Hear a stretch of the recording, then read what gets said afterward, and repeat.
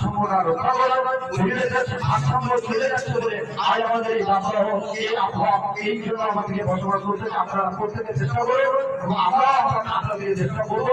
আমরা আগামী এই ঈদের সামনে যে জায়গাটা ঘিরে নেবো সেখানে আমরা প্রত্যেকটা কাজ করার চেষ্টা করবো।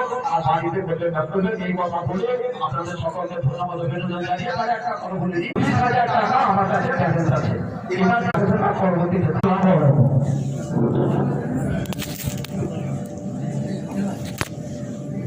آمين اللهم صل على سيدنا محمد. ربنا ظلمنا أنفسنا وإن لم تغفر لنا